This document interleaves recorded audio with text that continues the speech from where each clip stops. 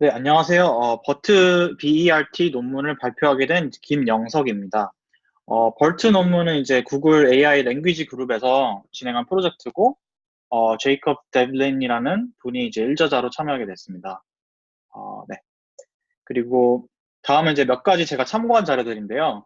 오피셜리 이제 공개된 뭐 블로그나 깃허브, 그 다음에 뭐 아카이브 논문, 그리고 다른 사람들이 이제 그 글을 보고 이제 쓴 블로그 같은 거를 이제 좀 정리를 해봤습니다. 그래서 진행하기 전에 몇 가지 이제 중요한 기존 논문들을 이제 좀 정리를 해봤는데요. 첫 번째로 되게 이제 유명한 Attention is all you need라는 이제 2017년도 닙스 논문이 있습니다. 그래서 이거는 이제 PR1 시즌 1 때 서기호님께서 Attention is all you need 페이퍼를 이제 49번째로 이제 리뷰를 해주셨고요. 참고하시면 되게 좋을 것 같습니다. 그리고 하버드에서 Attention 페이퍼를 이제 코드랑 함께 꽤나 되게 자세히 설명이 들어간 글로 이제 정리를 해놓은 게 이제 두 번째 저 링크인데요. 저는 개인적으로 이렇게 코드랑 함께 설명이 되어 있는 글을 되게 좋아해서 저에게 좀 도움이 많이 되었던 것 같습니다. 두 번째로는 이제 오픈AI 그룹에서 이번 6월에 발표한 어, Improving Language Understanding by Generative Pre-training이라는 테크니컬 페이퍼인데요.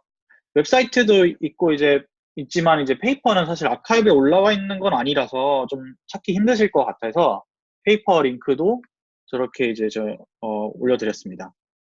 참고하시면 될 것 같고요. 버트 논문에서 또 자주 이제 뭐지, 오픈 AI의 그 Generative Pre-training을 그러니까 GPT로 약자로 써서 되게 이제 자주 이제 컴패리슨을 하게 되는데요. 그래서 자주 등장하기 때문에 이제 꼭 참고하시면 좋을 것 같습니다. 세 번째로, 올해 4월에 나온 이제 글루라는 논문인데요. GLEU라는 글루 논문인데, 이게 사실 어떤 새로운 모델을 제안하는 건 아니고요. 랭귀지 언더스탠딩을 이제 메저하기 위한, 그러니까 잴 수 있고, 벤치마킹을 하기 위한, 어, 벤치마킹을 하기 위해서 총 11가지 타스크랑 이제 벤치마킹 툴을 이제 제공을 합니다. 그래서 이 저자들이 이제 이발레이션 서버랑 웹사이트를 만들었고요.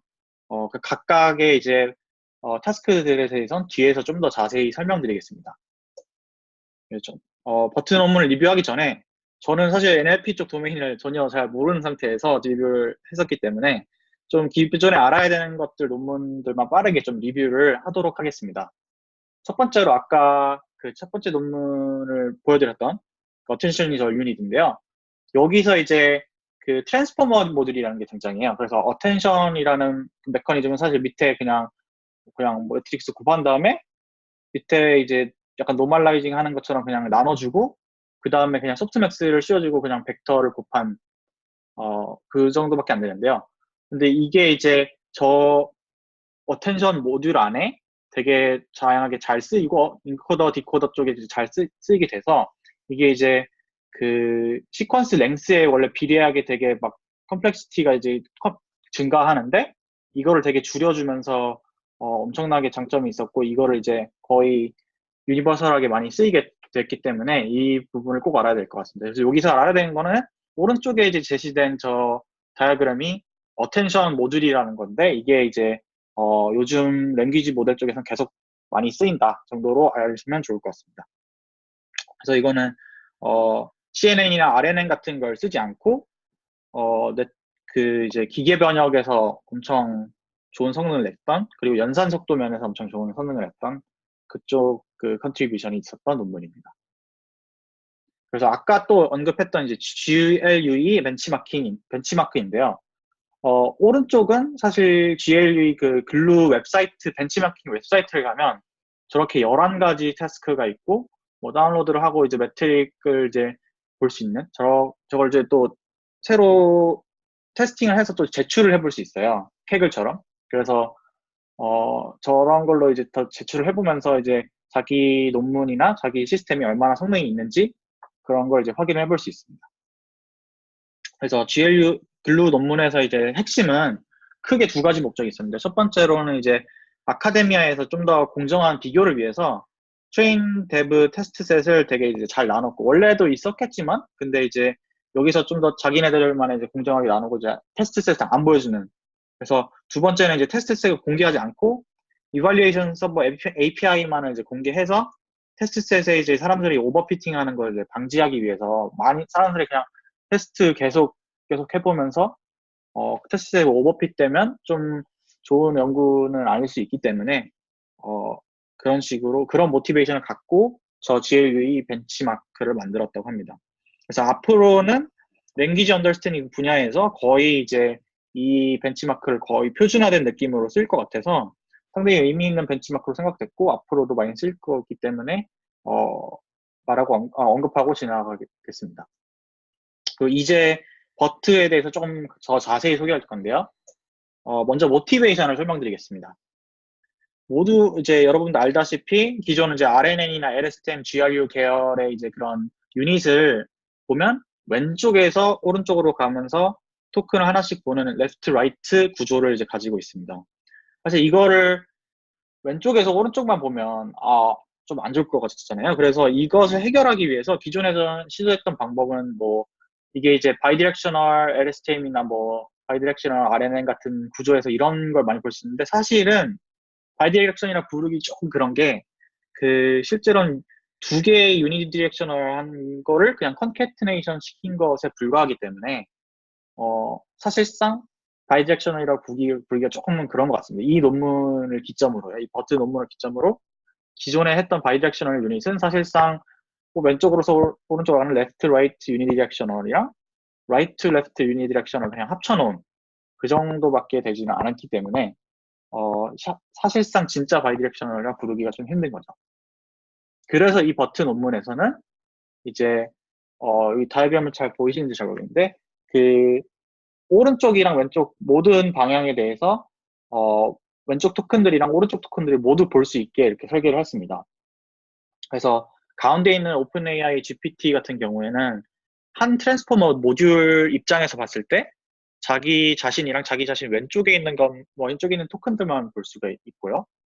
그 다음에 엘모라는 논문은 이제 제가 자세히 읽어보진 않았지만 아까 설명드렸던 바이디렉셔널 LSTM 기존에 있었던 바이디렉셔널 LSTM이랑 비슷하게 왼쪽에서 오른쪽 가는 유니디렉셔널한 모델 하나랑 그 다음에 오른쪽에서 왼쪽으로 가는 유니디렉셔널한 모델 하나 그렇게 두 개를 컨캐티네이션한 성질로 가지고 있고 그래서 버튼은 그냥 한 트랜스포머 모듈 안에서 그냥 오른쪽 왼쪽 가보는 거게 되겠죠.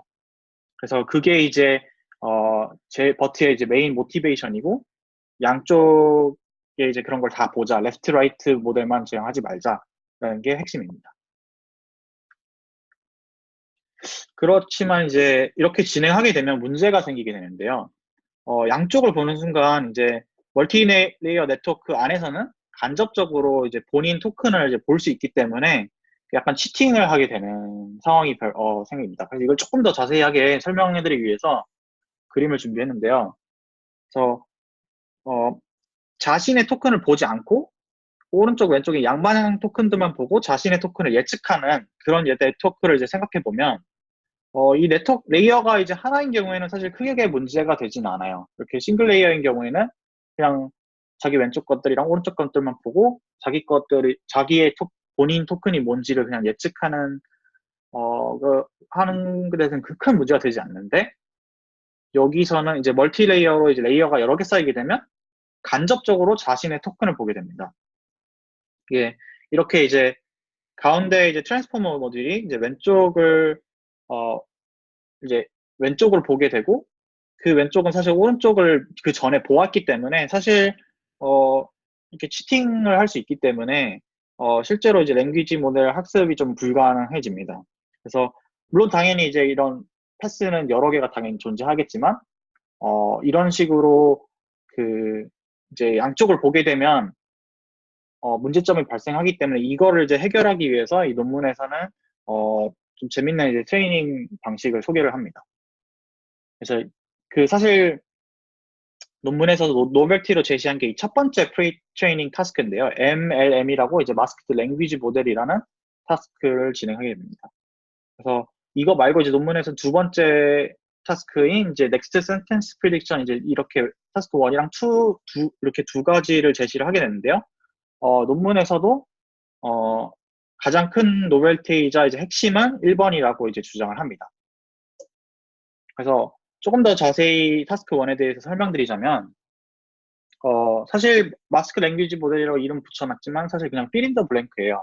그래서 왼쪽에 그림을 보시면 그 워드 토큰들이 이제 쭉 1, 2, 3, 4 이렇게 들어오지만 뭐 네 번째는 이제 마스크로 이제 가려놨죠. 가려놓으면 이제 맨 위로 올라가면 그 부분에 대해서 이제 모델이 예측을 하는 건데, 뭐 그냥 이렇게 쉽게 말하면 fill in the blank지만 이제 여기 논문에서는 좀 더 이제 포멀하게 전에 그런 걸 찾아봤나 봐요. 그래서 클로젯 타스크라고 클로젯 타스크.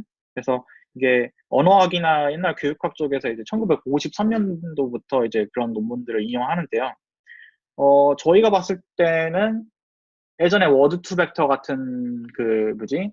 CBOW 그러니까 Continuous Bag of Words 같은 거랑 되게 비슷하죠. 왜냐하면 이것도 자기 자신을 못 보는 상태에서 자기 왼쪽 뭐 두 개라든지 오른쪽 두 개를 같이 보고 본인의 이제 벡터를 이제 예측하는 그런 트레이닝 방식이랑 상당히 유사한 점이 있는데요. 차이가 있다면 사실 제 생각에는 Continuous Bag of Words는 이제 컨볼루션처럼 이제 좀 윈도우가 있고 자기 자신 토큰을 항상 볼 수 없는 상태가 돼버리고요. 버튼은 이제 반면에 자기 자신 토큰을 볼 수 있는 상황도 이제 생기게 됩니다. 그래서 그 부분을 좀 더 뒤에서 자세히 설명드릴게요. 그래서 여기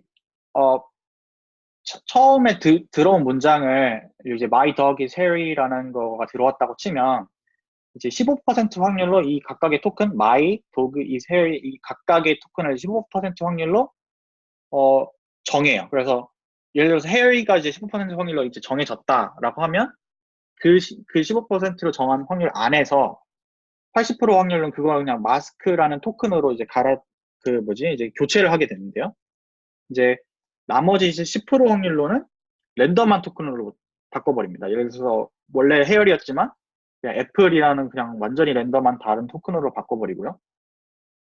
그리고 나머지 또 10%의 확률로는 실제 데이터인 이제 헤어리로 이제 바이어스를 주기 위해서 단어 그대로 이제 그대로 주었다고 합니다. 이제 왜 이렇게 진행하냐면 MLM 아까 말했던 그냥 fill in the blank 같은 MLM 트레이닝은 이제 프리 트레이닝을 할 때 하게 되는 건데 타스크에 맞게 이제 파인 튜닝 할 때는 저 마스크라는 토큰 자체는 이제 전혀 나오지 않게 되는데요. 그래서 이런 프리 트레이닝이랑 파인 튜닝 간에 이제 미스매치가 일어나게 되는데 이런 걸 해결하기 위해서 이제 몇 퍼센트의 확률로는 뭐 다른 걸로 대체한다든지 근데 다른 걸로 대체하면 또 그쪽에 너무 쏠려버리니까 그 바이애스를 자기 자신한테 주기 위해서 저렇게 My dog is hairy로 그대로 이제 두게 됩니다.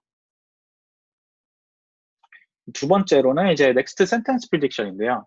이거는 그냥 정말 간단한 그냥 클래시피케이션 타스크입니다. 그냥 바이너리이고 그 두 문장이 주어졌을 때 그래서 여기 보시면 the man went to 뭐 the store 뭐 이런 식으로 들어오고 그 다음에는 he bought a gallon of 뭐 milk 뭐 이런 식으로 들어오겠죠. 그러면 저 문장 두 개가 서로 이어지는 문장이 되는지 안 되는지를 예측하는 겁니다. 그래서 만약에 그 두 문장이 그 다음에 오는 게 맞다라고 하면 is next를 예측하겠고요. 만약에 두 문장이 너무 랜덤하고 그냥 다르다 하면 이제 not next로 이제 예측을 하겠죠. 그래서 이 버트에서는 이 프리테인드 모델을 전부 다 학습한 이후에는 이제 97에서 98% 애큐러시로 이걸 이제 예측을 할 수 있었다고 합니다.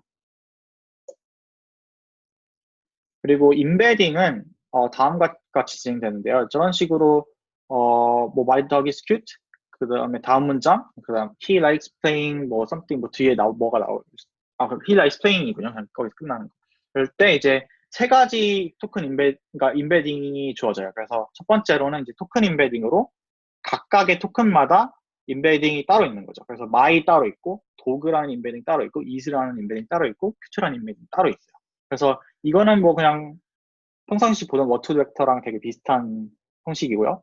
포지션 인베딩은 그 인풋이 뭔지는 중요하지 않고 인풋의 위치가 되게 중요해서 그래서 첫 번째 거는 그냥 이 제로 포지션 인베딩을 주고 그 다음에는 이 원 인베딩을 주고 이 투 인베딩을 주고 그러니까 그 위치가 어딘지를 이제 가늠할 수 있게 이 트랜스포머 모듈이 그러니까 어느 위치에 있는지를 대충 가늠하기 위해서 저 포지션 임베딩을 썼고요. 그다음에 세그멘트 임베딩은 그 문장마다 하나의 벡터들을 싹 다 더해줍니다. 그래서 첫 번째 문장은 my dog is cute이기 때문에 A라는 첫 번째 센텐스 임베딩을 모든 그 토큰 레벨에서 다 하나씩 더해주고요. 똑같은 거를.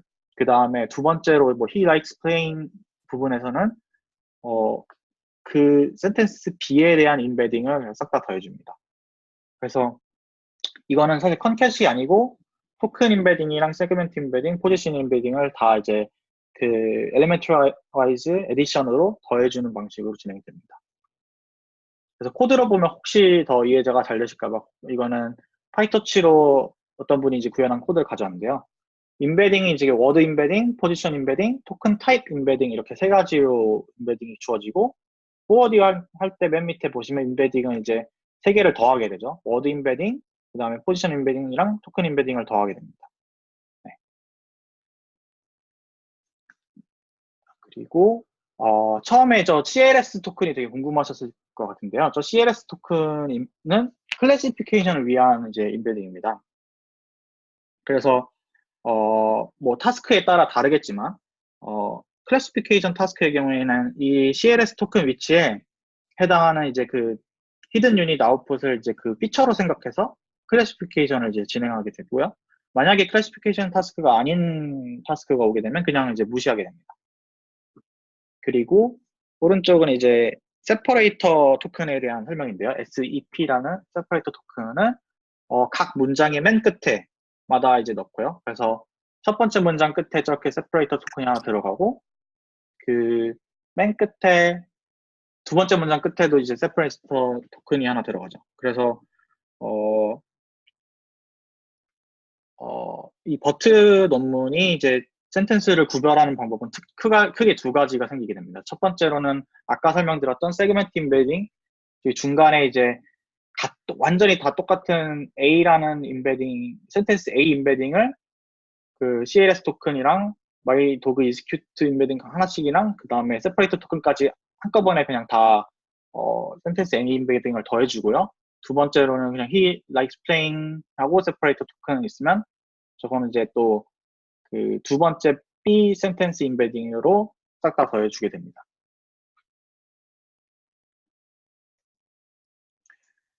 그래서 버트 논문에서 이제 썼던 코퍼스는 이제 북코퍼스라는 거 하나랑 그 다음에 그 영어 위키피디아를 사용했고요. 학습할 때는 이제 아까 설명드렸던 이제 50% 확률로 두 개의 이어진 문장을 넣었을 때는 이제 next sentence prediction task를 위해서 이제 그런 이게 다음 문장이다 아니다를 하기 위해서 저렇게 50% 확률로는 두 개를 이제 이어지는 걸 넣어줬고 나머지 확률 50%는 이제 랜덤한 문장을 이제 섞어서 넣어줬습니다. 그래서 이때 동시에 이제 아까 15% 확률로 마스크를 이제 씌운다고 그랬잖아요. 그래서 이렇게 마스크 토큰도 씌워주면서 그 이제 fill in the blank 아까 MLM 타스크도 이제 동시에 학습을 진행합니다. 그래서 저자들이 많이 오픈AI GPT랑 많이 비교하게 되는데요. 이거를 다른 점을 되게 자세하게 알려주게 됩니다. 첫 번째로 코퍼스는 버트가 이제 위키피디아를 더 추가적으로 썼어요. 북코퍼스랑 원래 오픈AI GPT에서는 북코퍼스 하나만 썼는데 그 버트에서는 위키피디아도 썼고요. 그 다음에 저거 클래시피케이션이랑 세퍼레이터 토큰에 대해서는 이제 원래 오픈AI GPT에서는 파인 튜닝 할 때만 처음에 이제 프리 트레이닝 할 때는 전혀 안 쓰고 파인 튜닝 할 때만 넣었었는데 버트에서는 이제 프리 트레이닝 할 때도 넣는 방식으로 진행을 했고요. 그 다음에 이제 트레이닝한 스텝은 이제 오픈AI GPT는 똑같이 그러니까 둘 다 1밀리언 스텝을 했는데 이제 배치 사이즈가 좀 다르죠. 그래서 밑에는 32,000워즈로 한 배치를 32,000워즈를 돌렸고 위에 버트에서는 이제 128,000워드를 한 배치로 돌렸습니다. 그래서 이게 어떻게 보면 버트가 좀 더 많이 돌린 거라고 생각하실 수 있는데 그 논문에서 주장하는 거는 이제 여기 트레이닝 방식이 이제 15% 확률로 하나를 가리는 거기 때문에 사실상 학습이 이루어지는 거는 그 15%를 가리고 그걸 맞추는 것밖에 진행이 안 돼요. 그래서 사실상 버트가 조금 그런 부분에서는 좀 불리할 수도 있지만, 어, 이제 트레이닝 방식 자체가 워낙 다르기 때문에 좀 그런 것이 아닐까라고 저는 생각이 듭니다.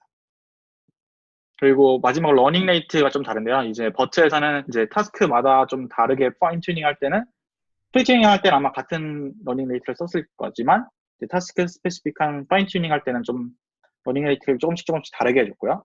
오픈 AI GPT에서는 러닝 레이트를 균일하게 5에 5 곱하기 10의 마이너스 5승으로 맞춰준 것 같습니다. 그래서 어떻게 보면 이게 좀 버트에게 되게 유리하게 된 것처럼 보이지만 뒤쪽에 이제 그 아블레이션 스터디를 보면 실제 컨트리뷰션이 이제 새로운 트레이닝 기법에서 있었다는 거를 이제 확실히 보여주는 것 같습니다. 그래서 그 뒷부분에서 좀 더 얘기하도록 하겠습니다. 그래서 결과를 하기 전에 그 글루 벤치마크에 되게 다양한 타스크들이 있는데 그거에 대해서 하나씩 설명해 드리려고 합니다. 첫 번째로는 이제 MNLI라는 이제 멀티 장르 Natural Language Inference라는 이제 타스크인데요. 이거는 이제 두 개의 이제 그 센텐스 페어가 주어지고 첫 번째 센텐스랑 비교해서 두 번째 센텐스가 이제 인테일먼트인지 그걸 위반한 이제 컨트로딕션인지 아니면 그냥 뉴트럴한 건지를 이제 예측하는 겁니다. 그래서 그냥 쉽게 얘기하면 두 개의 문장이 주어지고 그냥 클래시피케이션 하는 타스크라고 생각하시면 됩니다. 그래서 GLE 글루 벤치마크 안에서는 이게 두 가지 버전이 있는데요. 그 매치드가 있고 미스매치드가 있는데 저도 이게 정확하게 차이점은 잘 모르겠는데 논문을 보면 그러니까 글루 논문 쪽을 보면 매치드는 이제 트레이닝 셋에 있는 것들이 이제 그러니까 코퍼스가 아마 같은 코퍼스에서 온 게 매치드일 거고요. 그러니까 테스트 셋이랑 근데 미스매치드는 아마 트레이닝 셋이랑 테스트 셋이 이제 온 그 코퍼스 자체가 아마 다른 코퍼스인 걸로 알고 있습니다.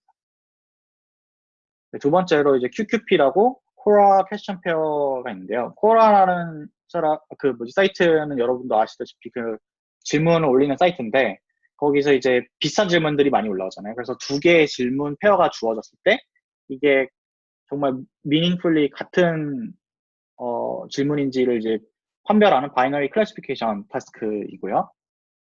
그리고 Q&A는 이제 Question Natural Language Inference 타스크고 이거는 이제 퀘스천이랑 센텐스가 주어졌을 때 이게 그 센텐스가 퀘스천에 대한 올바른 답이면 포지티브 example이고 아닌 경우에는 네게티브 example이라서 이것도 그냥 바이너리 클래시피케이션 하는 타스크입니다. 그리고 SST-2 이거는 이제 스탠포드 센티멘트 트리뱅크란 건데요. 이거는 이제 문장이 하나만 주어지고요. 이게 센티멘트를 이제 예측을 하는 거겠죠. 그래서 센티멘트를 예측하는 또 클래시피케이션 타스크입니다. 그래서 이것도 이제 COLA라는 거는 이제 Corpus of Linguistic Acceptability이고 이거는 이제 또 싱글 센텐스가 주어진 다음에 바이너리 클래시피케이션을 하는 문제라고 보시면 될 것 같습니다. 그리고 이거는 네, 이것도 SSTB도 원 센텐스 바이너리 클래시피케이션 타스크고요.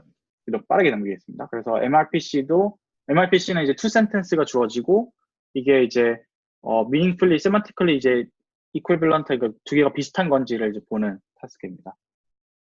그리고 RT는 이제 두 개가 아까 NLR랑 되게 비슷한데 트레이닝 데이터가 엄청 적은 상태에서 진행하는 타스크입니다.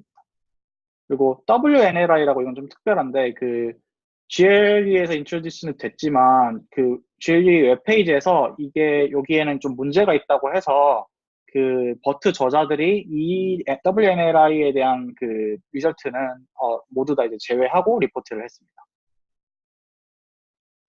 그래서 그 버트 논문 이제 각각 이제 문제 그 태스크들이 각각 다 다른데요. 그러니까 아까 보셨다시피 센텐스가 두 개 이제 페어로 들어오는 경우도 있고 하나만 들어오는 경우도 있는데 그 경우 둘 다 이제 그냥 되게 동일한 그러니까 버트라는 프레임워크는 그대로 두되 이제 앞에 이제 들어가는 인풋만 다르게 그래서 아까 클래시피케이션 토큰 넣고 센텐스 쭉 넣고 센텐스 토큰 쭉 넣고 그 다음에 세퍼레이터 토큰을 넣고 그 다음에 센텐스 2에 대한 토큰들을 쭉 넣는 방식으로 인풋을 넣고 버트를 통해서 마지막에 나오는 클래스 레이블만 하는 그 클래시피케이션 레이어만 하나 넣어서 진행한 게 저기 밑에 이제 그 MNR부터 시작해서 RT랑 스웨그까지 전부 다 이제 그런 방식으로 진행했고요. 오른쪽은 이제 B를 보시면 그냥 문장 하나만 들어와서 그걸 이제 클래시피케이션 하는 방식이고요. 밑에는 이제 스쿼드 같은 경우는 저거는 이제 주어진 인풋 문장에서 어디서부터 어디까지가 답인지를 예측하는 거기 때문에 조금 더 다른 방식으로 진행을 했고요. 오른쪽은 이제 named entity recognition task인데 저거는 좀 스킵을 하도록 하겠습니다. 이거는 이제 아까 그거 앞에 두 개에 대한 걸 좀 크게 확대한 거고요. 그 다음에 스쿼드라는 타스크는 그 아까 글루에 있는 타스크는 아닌데 이것도 퀘스천이랑 앤서 페어가 있는 거고 이제 앤서가 이제 위키피디아에서 이제 가져온 건데 어디서부터 어디까지가 답인지를 예측한 겁니다. 그래서 답이 정말 장황하게 위키피디아에 이렇게 길게 있으면 사실 저희가 찾고 싶었던 답이 거기서 이제 일부분일 텐데 그 일부분이 어디서부터 어디까지인지를 예측하는 게 스쿼드 이제 그 태스크입니다. 그래서 스쿼드 태스크의 경우는 이제 이게 이 결과인데요. 버트가 이제 사람보다 더 잘하는 성능이 나왔습니다. 그래서 사람을 보면 위에 이제 싱글 같은 경우는 뭐 83, 82 정도 나오고 그 다음에 F1 스코어는 뭐 90에서 91 정도 나오는데 밑에 보시면 이제 버트가 이제 87, 뭐 85 나오고 그 다음에 F1 스코어는 93, 91 이 정도 나오게 됩니다. 그래서 여기서 리포트한 거는 버트 이제 베이스라인이 아니라 물론 이제 데브셋에서는 이제 에큐러시를 리포트를 했지만 라지셋에서만 이제 테스트가 있는 이유가 스쿼드라는 이제 그 데이터셋 그 웹사이트가 테스팅할 때 엄청 이제 엄격하게 심사를 한다고 해요. 그래서 여러 번 서밋 해보지 못하게 그 엄밀하게 하기 때문에 그 자기네들 이제 베스트 시스템만 이제 서밋을 해봤다고 합니다. 그래서 기존에 있었던 뭐 엘모 관련 이제 85 정도인 걸 보면 엄청 개선된 걸 볼 수 있습니다. 그리고 이것도 이제 그 글루에 배치마크에 있진 않지만 다음과 같이 이제 문장이 하나 주어지고 다음 문장에 어떤 게 올지를 이제 맞추는 태스크인데요. 이것도 이제 사람이 이제 85 정도 하고 그러니까 사람 혼자서 하면 85 정도 나오는데 이 버트 큰 모델 안에서는 이제 86.6, 86.3 이 정도의 이제 테스트 에큐러시가 나왔다고 합니다. 이거는 아까 글루에 대한 리절트인데요. 보시면 그 오픈 AI가 나오기 전에 쏟다라는 게 저 위에인 거고요. 그래서 뭐 MNLI가 이제 80부터 시작해서 뭐 60, 뭐 QQP 66에서 RT 61.7까지 되게 이제 좀 저조한 게 있지만 엘모라든지 그 오픈 AI GPT는 이제 또 그걸 조금 더 끌어올린 거를 이제 보실 수가 있습니다. 근데 이제 되게 뭐 올리면서 중간에 올라간 것도 있지만 떨어진 것도 있고 좀 들쑥날쑥한 상태인데요.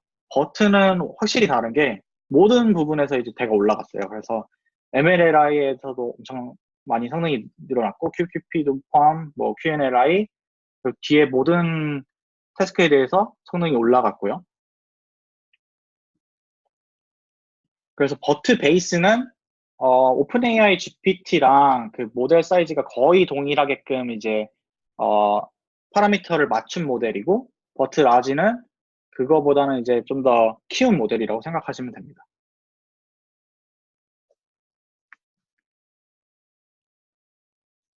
그리고 이 테이블은 이제 에블레이션 스터디를 이제 보여준 건데 이제 논문에서 이제 노벨티가 정확히 어디에 있는지 이제 두 가지 프리트레이닝 타스크에 대해서 에블레이션 스터디를 한 결과이고요. 맨 위에 있는 게 이제 버트 베이스라인이고 그 밑에는 이제 넥스트 센텐스 프리딕션이 그 타스크 넘버 2를 진행하지 않은 것입니다. 그래서 그 넥스트 센텐스 프리딕션을 하지 않았을 때, 조금씩 이제 액큐러시나 F1 스코어가 이제 떨어지게 되는데, 보시다시피 Q&A 스코어에서 88.4에서 84.9로 엄청나게 이제 떨어진 것을 이제 볼 수가 있고요. 다음으로 이제 제 생각에는 이제 논문의 핵심이라고 생각하는 이제 바이디렉셔널 레프레젠테이션을 갖지 않고, 그저 이제 레프트 라이트 구조를 받는 방식으로 시도한 거랑, 논문에서 방식을 시도한 거랑 이제 그 비교를 하는 건데, 다음 보면 이제 MRPC나 스쿼드에서 보면 거의 10% 가까이 스코어가 확 떨어지는 것을 이제 보실 수가 있습니다. 마지막으로 이제 ByLSTM 저거 플러스라고 되어 있는 거는요. 그 위에 있는 이제 LTR, 그러니까 레프트 라이트 모델에다가 그냥 맨 위에다가 바이리니어 LSTM만 이제 더해본 거예요. 그래서 그걸 더했을 때는 확실히 이제 스쿼드 액큐러시는 확 올라간 걸 볼 수가 있죠. 77.8에서 84.9로 올라갔지만 이제 나머지 4개 데이터 타스크에 대해서는 조금은 떨어지죠. 92.1에서 91.6으로 떨어지고 77.5에서 75.7로 떨어지고 이게 어떤 태스크에서는 올라가지만 어떤 태스크에서는 잘 안 되는 것을 이제 볼 수가 있습니다.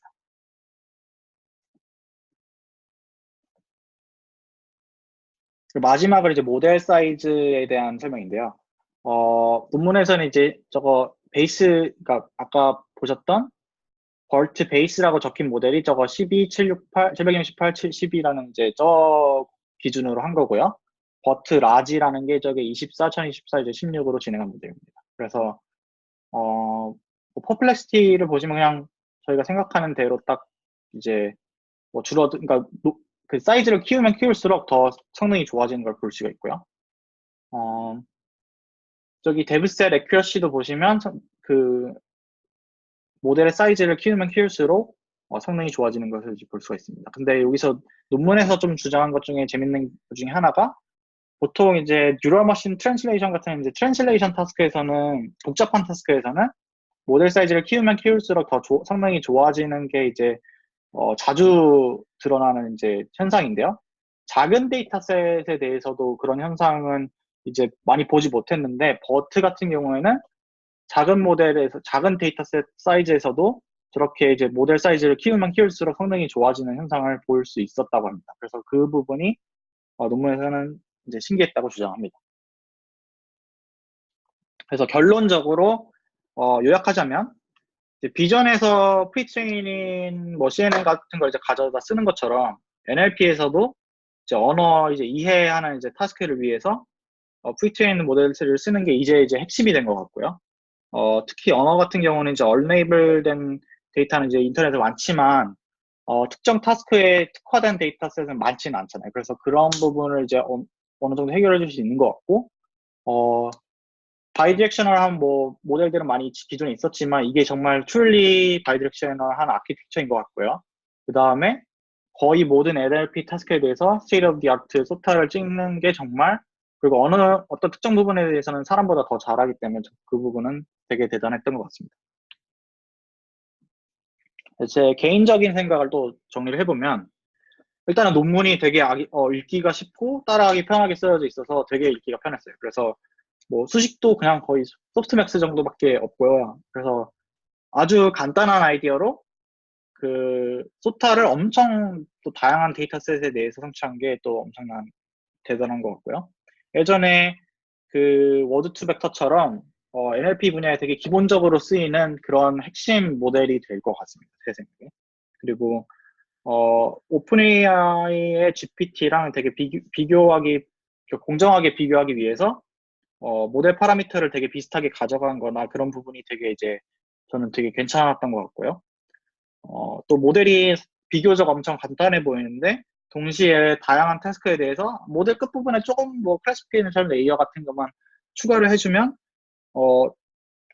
되게 이제 조금의 변경으로 이제 다양하게 할 수 있어서 되게 좋았던 것 같습니다. 그리고 앞으로 어떤 분야든 이렇게 언슈퍼바이즈드 방식으로 프리트레이닝을 한 이후에 슈퍼바이즈드 방식으로 이제 타스크 스페시픽하게 파인 튜닝을 하는 방식이 좀 더 많이 쓰이지 않을까라고 저는 기대를 하고 있습니다. 아무래도 이제 레이블이 없는 데이터는 방대한데 이런 걸로 이제 프리트레이닝 할 수 있으면 되게 좋을 것 같고 뭐 저희가 풀어야 되는 특정 타스크에 대해서는 그거에 맞, 맞은 데이터셋만 이제 좀 갖다가 쓰면 좋을 것 같기 때문에 아무래도 이제 그런 방식이 뭐 NLP 분야겠지만 또 다양하게 진행될 것 같습니다. 그래서 제 발표는 여기까지입니다. 일단은 어, 일단 녹화를 끄고 질문을 받도록 하겠습니다.